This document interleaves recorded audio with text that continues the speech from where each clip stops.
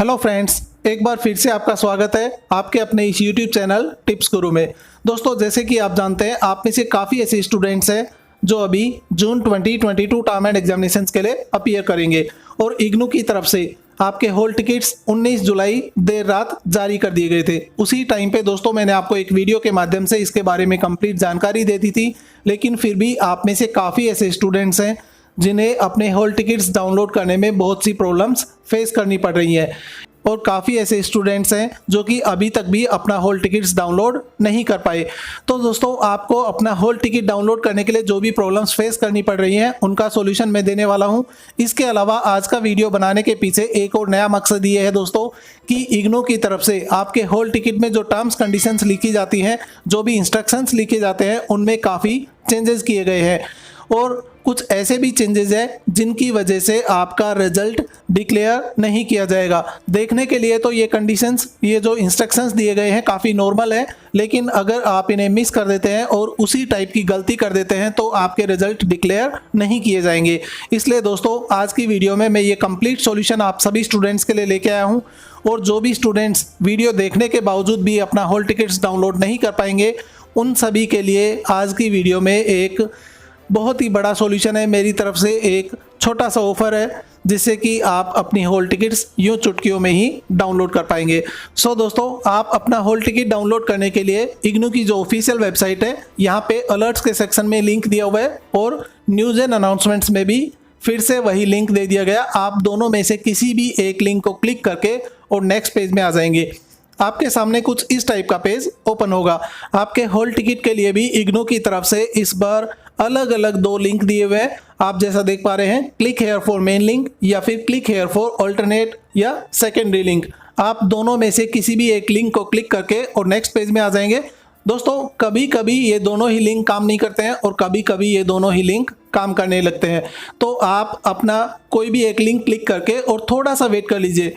Friends, मैं आपको बता दूं कि मैं अपने घर पे वाईफाई यूज़ कर रहा हूं और काफ़ी अच्छी स्पीड है उसकी। उसके बावजूद भी ये पेज प्रोसेस होने में थोड़ा सा टाइम ले लेता है, इसलिए थोड़ा सा पेशेंस रखिए और उसके बाद में आपकी हॉल टिकट्स डाउनलोड हो जाएंगी। आप जैसे ही इन लिंक्स को क्लिक करेंगे तो आपके सामने कुछ इस टाइप का पेज ओपन होगा। देखिए दोस्तों, ये पेज भी इस बार इग्नू की तरफ से टोटली चेंज कर दिया गया। एक्चुअल में इग्नू की तरफ से हर बार जो ओल्ड पेज होता था उसी को अपडेट करके और आपके हॉल टिकट जारी कर दिए जाते थे, लेकिन इस बार नया पेज डेवलप किया गया है। सो यहाँ पे आपको सिंपली अपने 9 या फिर 10 डिजिट के इनरोलमेंट नंबर इंटर करने हैं। उसके बाद में आपको अपना प्रोग्राम कोड सेलेक्ट कर लेना है। दोस्तों, आप अपना प्रोग्राम कोड सेलेक्ट करने के टाइम पे बिल्कुल गलती ना करें। जो भी ऑनर्स प्रोग्राम के स्टूडेंट्स हैं वो पर्टिकुलर जो प्रोग्राम कोड है उसी को सेलेक्ट करें। सेलेक्ट करने के बाद में जैसे ही आप यहाँ पे सबमिट को क्लिक करेंगे तो आपके सामने कुछ इस टाइप का पॉपअप ओपन हो जाएगा। फ्रेंड्स, जब आप अपने मोबाइल में अपना हॉल टिकट डाउनलोड करते हैं तो वहाँ पे ये पॉपअप आपके पूरे स्क्रीन को कवर कर लेता है और आपको पता नहीं चलता है कि इसके बाद में करना क्या है। लेकिन अगर आप इसे कंप्यूटर या फिर लैपटॉप पे ओपन कर रहे हैं तो आपको समझ में आ पाएगा कि ये एक पॉपअप है।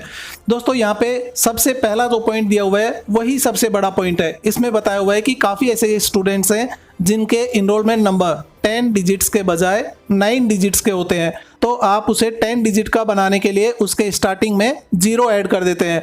और दोस्तों, आप ये मानिए कि हर कोई उसी टाइप से करता है, हम भी इसी टाइप से करते थे, लेकिन इग्नू की तरफ से अभी इस बार ये क्लियरली मेंशन कर दिया गया कि आपको स्टार्टिंग में 0 ऐड करने की ज़रूरत नहीं है। आप सिंपली अपना इनरोलमेंट नंबर लिख दीजिए, उसके बाद में अगर कोई भी ब्रैकेट्स बचते हैं तो उसमें आप क्रॉस बना दीजिए। इसी तरीके से जो अलग अलग इंफॉर्मेशन आपको लिखनी है वहाँ पे, जैसे कि आपका एग्जामिनेशन सेंटर कोड या फिर रीजनल सेंटर कोड, तो उसके बाद में जो भी ब्रैकेट्स वहाँ पे वैकेंट रह जाते हैं आप उनको क्रॉस कर दीजिए। आपको वहाँ पे 0 ऐड करने की ज़रूरत नहीं है।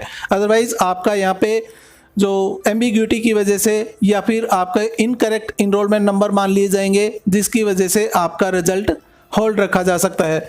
जो नेक्स्ट इन्फॉर्मेशन है, जो नेक्स्ट पॉइंट है, इसमें क्लियरली मेंशन कर दिया गया कि इग्नू की तरफ से आपको सिर्फ एक ही आंसर शीट दी जाएगी, आपको कोई भी सप्लीमेंट्री आंसर शीट नहीं दी जाएगी। ये तो इग्नू की तरफ से लास्ट 2 ईयर से स्टार्ट किया गया है, लेकिन फिर भी जो नए स्टूडेंट्स हैं उन्हें इसके बारे में जानकारी नहीं होगी, इसलिए आप इसे ध्यानपूर्वक देख लीजिए। कि अब इग्नू की तरफ से आपको एक ही आंसर शीट मिलेगी और अगर वो फिलअप हो जाती है, वो कंप्लीट हो जाती है, तो आपको सप्लीमेंट्री आंसर शीट नहीं मिल पाएगी। यहाँ पे थर्ड पॉइंट में दिया हुआ है कि आपके इन्विजिलेटर जो एक अटेंडेंस शीट लेके आते हैं, उसमें जो आपका नाम के सामने कॉलम दिया हुआ है उसी में ही आपको अपने साइन करने हैं। अगर आप ऊपर नीचे किसी और के में साइन कर देते हैं या कुछ मिस्टेक कर देते हैं तो उससे आपको एब्सेंट ट्रीट किया जाएगा, मतलब आपकी आंसर शीट वहाँ पे चेक नहीं हो पाएगी।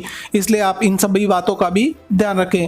और दोस्तों साथ ही यहाँ पे पॉइंट नंबर 4 में बताया गया है कि जब आप अपनी आंसर शीट अपने इन्विजिलेटर को अपना एग्जाम कंप्लीट होने के बाद में जब जमा करवाते हैं, उस टाइम पे आप चेक कर लीजिए कि आपका साइन, इन्विजिलेटर का साइन और आपके एग्जामिनेशन सेंटर का स्टैंप उसमें लगा हुआ है या फिर नहीं।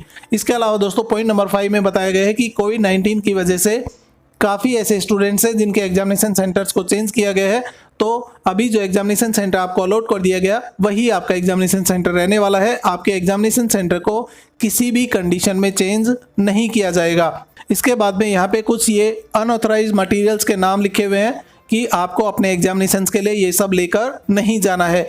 अगर आप इनमें से किसी आइटम या फिर कॉपी करते हुए पाए जाते हैं तो वहाँ पे आपका यूएफएम लग जाएगा और ये मैटर पुलिस को हैंडओवर कर दिया जाएगा। इसके बाद में दोस्तों यहाँ पे लास्ट में रेड कलर में 2-3 लाइंस लिखी हुई है। इनमें लिखा हुआ है कि ये जो ऊपर इंफॉर्मेशन लिखी हुई है, जो भी इंस्ट्रक्शंस लिखे हुए हैं वो मैंने पढ़ लिए हैं और वो मैं समझ गया हूँ। और यहाँ पे जो इन्फॉर्मेशन दी गई है कि स्मार्ट वॉच, मोबाइल फ़ोन या फिर किसी भी टाइप का अनफेयर मीन्स से रिलेटेड आइटम्स मैं अपने एग्जामिनेशन सेंटर हॉल में नहीं लेकर जाऊँगा। अगर आप इस बात से एग्री करते हैं तो इसी के पास में एक स्मॉल बॉक्स दिया हुआ है, आप इसे टिक करके और सबमिट को क्लिक कर दीजिए। जब आप यहाँ पे सबमिट को क्लिक करेंगे तो आपकी हॉल टिकट कुछ इसी टाइप से ओपन हो जाएगी, अदरवाइज आपकी हॉल टिकट ओपन नहीं हो पाएगी। यहाँ पे आप देख पा रहे हैं आपकी हॉल टिकट में भी काफ़ी चेंजेस किए गए हैं। पहले आपकी हॉल टिकट सिर्फ और सिर्फ इंग्लिश में लिखी होती थी, लेकिन अभी ये सारी डिटेल्स हिंदी में भी लिखी हुई है। इसलिए दोस्तों जो भी स्टूडेंट्स हिंदी मीडियम वाले हैं वो चाहे तो इसे इजीली पढ़ सकते हैं। अगर फिर भी आपको कोई कन्फ्यूजन है तो आप इस वीडियो को ध्यानपूर्वक देखते रहिए। सबसे पहले यहाँ पे आपकी सभी डिटेल्स लिखी हुई है। आपका एग्जामिनेशन सेंटर का जो एड्रेस है वो यहाँ पे लिखा हुआ है। और दोस्तों मैं आपको बता दूं कि आप में से काफ़ी ऐसे स्टूडेंट्स हैं जिनके एग्जामिनेशन सेंटर को इस बार इग्नू की तरफ से चेंज किया गया है। सो जो भी एग्जामिनेशन सेंटर फिलहाल आपके हॉल टिकट में लिखा हुआ है, आप उसी एग्जामिनेशन सेंटर को फाइनल मानिए और उसी के अकॉर्डिंगली अपने एग्जामिनेशन के लिए आप अपीयर कर सकते हैं। यहाँ पे राइट साइड में आपका फोटोग्राफ दिया हुआ है। अगर कोई ऐसे स्टूडेंट है जिनका फोटोग्राफ यहाँ पे अटैच नहीं किया हुआ तो आप अपना एक पासपोर्ट साइज का फोटोग्राफ इस पे पेस्ट कर दीजिए और उसके नीचे आप अपने साइन कर दीजिए। इसके बाद में दोस्तों यहाँ पे जो टाइम टेबल दिया हुआ है आप इसको ध्यानपूर्वक देख लीजिए, लेकिन टाइम टेबल से पहले ही एक इंपॉर्टेंट पॉइंट दिया हुआ है। यहाँ पे नोट दिया हुआ है कि जो सीरियल नंबर 20 में, जो इंस्ट्रक्शंस में जो सीरियल नंबर 20 है, अगर आप उसको मानते हैं तो ही आपकी ये हॉल टिकट वैलिड रहेगी, अदरवाइज ये इनवैलिड रहेगी। तो जो पॉइंट नंबर 20 है उसे भी ध्यानपूर्वक देखेंगे। इसके अलावा यहाँ पे जो टेबल है इसमें आपके जिस भी दिन एग्जामिनेशंस कंडक्ट किए जाएंगे, जिस सेशन में कंडक्ट किए जाएंगे, सुबह या फिर दोपहर में, वो सारी इन्फॉर्मेशन दे दी गई है। फ्रेंड्स इसके बाद में यहाँ पे इंपॉर्टेंट इंस्ट्रक्शंस दिए गए हैं, आप इन्हें भी ध्यानपूर्वक पढ़ लीजिए। पॉइंट नंबर 1 से लेकर पॉइंट नंबर 5 तक वही सभी बातें लिखी हुई हैं जो मैंने अभी आपके साथ में डिस्कस की हैं। पॉइंट नंबर 6 में बताया गया है कि आपको किसी भी दूसरे एग्जामिनेशन सेंटर पे एग्जामिनेशंस देने के लिए अलाउ नहीं किया जाएगा। जो एग्जामिनेशन सेंटर आपके एडमिट कार्ड में लिखा हुआ है आपको वहीं पे जाके अपने एग्जामिनेशंस के लिए अपीयर करना होगा। पॉइंट नंबर 7 में दिव्यांगजन के बारे में बताया गया है। कोई अगर ऐसे स्टूडेंट है जिन्हें राइटर्स की ज़रूरत होती है तो आप टाइम रहते ही अपने रीजनल सेंटर को इसके बारे में इन्फॉर्म कर दीजिए, सो दैट आपके लिए वहाँ पे राइटर्स अवेलेबल रहें। पॉइंट नंबर 8 में बताया गया है कि आप अपने एग्जामिनेशंस जब देने के लिए जाएंगे उस टाइम पे जो इग्नू का वैलिड आइडेंटिटी कार्ड है वो आपके पास में होना चाहिए। अगर आपके पास में इग्नू आईडी नहीं है तो कोई भी फ़ोटो आईडी होना चाहिए जो कि गवर्नमेंट ऑफ इंडिया के द्वारा जारी किया गया हो। पॉइंट नंबर 9 में बताया है कि आपको एग्जामिनेशन हॉल के अंदर मोबाइल फ़ोन्स या फिर इलेक्ट्रॉनिक गैजेट्स लेकर जाने के लिए सख्त मना है। पॉइंट नंबर 10 में दिया गया है कि कैलकुलेटर्स अलाउ नहीं होंगे। अगर आपके क्वेश्चन पेपर में लिखा हुआ है कि आप कैलकुलेटर्स यूज़ कर सकते हैं, जैसे कि काफ़ी ऐसे कोर्सेज होते हैं जिनके लिए कैलकुलेटर्स अलाउड होते हैं, तो ही आप कैलकुलेटर्स का यूज़ कर पाएंगे। पॉइंट नंबर 11 में यहाँ पे कोविड-19 के बारे में दिया हुआ है। पॉइंट नंबर 12 में दिया गया है कि कोविड-19 को ध्यान में रखते हुए ही आप अपने एग्जामिनेशंस के लिए अपीयर करें। पॉइंट नंबर 13 और 14 के बारे में मैंने आपको पहले भी बताया हुआ है कि जिस भी मीडियम में आपका क्वेश्चन पेपर दिया हुआ है आप उसी मीडियम में ही अपने आंसर्स लिखने की कोशिश कीजिएगा। आप अगर इंग्लिश मीडियम के स्टूडेंट हैं लेकिन हिंदी में अपने आंसर्स लिखना चाहते हैं तो लिख सकते हैं, बशर्ते वहाँ पे जो आपका क्वेश्चन पेपर है वो हिंदी मीडियम में भी होना चाहिए। लेकिन ऐसा ना हो कि आप अपना क्वेश्चन पेपर हाफ तो इंग्लिश में सोल्व कर दें और हाफ फिर हिंदी में सोल्व करें। अगर आप हिंदी में लिखना चाहते हैं तो पूरा हिंदी में ही लिखें, अगर इंग्लिश में लिखना चाहते हैं तो पूरा इंग्लिश में ही लिखें। इसके अलावा जो भी रीजनल लैंग्वेज के जो सब्जेक्ट होते हैं उनके लिए जो पर्टिकुलर लैंग्वेज है उसी में ही आपको अपने आंसर्स लिखने होंगे। इसके बाद में यहाँ पे पॉइंट नंबर 15 में इन सभी सब्जेक्ट कोड्स के नाम दिए हुए हैं जिनके लिए आपका MCQ टाइप का क्वेश्चन पेपर आएगा और आपको अपने आंसर्स OMR शीट पे मार्क करने होंगे। इसके बाद में पॉइंट नंबर 16 में बताया है कि आपका डेट और सेशन चेंज करने के लिए कोई भी रिक्वेस्ट एक्सेप्ट नहीं की जाएंगी, स्पेशली उन सभी के लिए जो कि ग्रुप 1 से लेकर ग्रुप 6 तक के सब्जेक्ट्स हैं उनके लिए। पॉइंट नंबर 7 में बताया गया है कि BLIS के अलावा जो भी स्टूडेंट्स जिनके प्रैक्टिकल्स कंडक्ट किए जाते हैं आप अपने अपने रीजनल सेंटर के कांटेक्ट में रहिए, आपके रीजनल सेंटर की तरफ से आपके प्रैक्टिकल्स कंडक्ट किए जाएंगे। पॉइंट नंबर 18 और 19 में बताया गया है कि एग्ज़ाम स्टार्ट होने के बाद में अगर क्वेश्चन पेपर डिस्ट्रीब्यूट कर दिया गया है तो 15 मिनट तक ही आप अपने एग्जामिनेशन सेंटर में एंट्री ले सकते हैं, उसके बाद में आपको अलाउ नहीं किया जाएगा। किसी कंडीशन में 30 मिनट्स तक भी आपको अलाउ किया जा सकता है, वो आपके एग्जामिनेशन सेंटर के जो हेड हैं उन पे डिपेंड करेगा। और जब आपका एग्जामिनेशन स्टार्ट हो जाता है उसके बाद में मिनिमम 1 आवर तक आपको वहाँ पे रहना ही होगा। आप 1 घंटे से पहले अपना एग्जामिनेशन सेंटर नहीं छोड़ सकते हैं। यहाँ पे दोस्तों जो इंपॉर्टेंट बात बताई गई थी वो है पॉइंट नंबर 20। यहाँ पे कुछ 2-3 अलग अलग पॉइंट्स दिए हुए हैं, सभी को आप ध्यानपूर्वक देख लीजिए। कि सबसे पहले तो बताया गया है कि अगर आपका जो रीएडमिशन या फिर कैसे भी करके अगर आपका एडमिशन का वैलिडिटी अभी वैलिड है तो ही आपकी ये हॉल टिकट वैलिड रहेगी और आप अपने एग्जामिनेशंस के लिए अपीयर कर पाएंगे। सेकंड दिया हुआ है कि जो भी आपने सब्जेक्ट या फिर जो भी कोर्स कोड यहाँ पे फिलअप किए हैं अगर वो रजिस्टर्ड हैं तो ही आप उसके लिए अपीयर कर पाएंगे। नेक्स्ट दिया गया है कि अगर आपने रीवैल्यूएशन के लिए अप्लाई किया है और साथ ही आपने अपना एग्जामिनेशन फॉर्म भी फिलअप कर दिया है तो देखिए दोस्तों यहाँ पे क्योंकि काफ़ी ऐसे स्टूडेंट्स हैं जिनके रिजल्ट अभी तक पेंडिंग में थे, अगर आपने रीवैल्यूएशन के लिए अप्लाई किया था और साथ ही जब तक आपके रिजल्ट्स डिक्लेयर नहीं हुए थे और आपने अपना एग्जामिनेशन फॉर्म भी फिलअप कर दिया था तो उसके बाद में आपका रीवैल्यूएशन का रिजल्ट डिक्लेयर हो गया और आप उसमें पास हो गए, चाहे आपके वहाँ पे 45 मार्क्स ही क्यों ना आए हो, लेकिन अगर आप उसमें पास हो गए हैं तो आप अभी फिर से अपने एग्जामिनेशंस के लिए अपीयर ना करें, क्योंकि उनमें से जो भी ज़्यादा वाले मार्क्स होंगे जिनमें आप पास हो गए हैं वही वाले मार्क्स आपके मार्कशीट में एड अप कर दिए जाएंगे। नेक्स्ट बताया है कि आप अपना हॉल टिकट डाउनलोड करने के बाद में उसमें अपना नाम का स्पेलिंग, सरनेम, ये सभी चीज़ें जो भी डिटेल्स दी हुई हैं उनको ध्यानपूर्वक चेक कर लीजिए। अगर कोई मिस्टेक है तो आप SRD डिपार्टमेंट से कांटेक्ट कर लीजिए। पॉइंट नंबर 21 में बताया गया है कि कोई भी स्टूडेंट एग्जामिनेशन हॉल से बाहर अपनी आंसर शीट लेकर नहीं जा सकता। अगर आप ऐसा करते हैं तो ये UFM काउंट किया जाएगा और आपका केस पुलिस को हैंडओवर कर दिया जाएगा।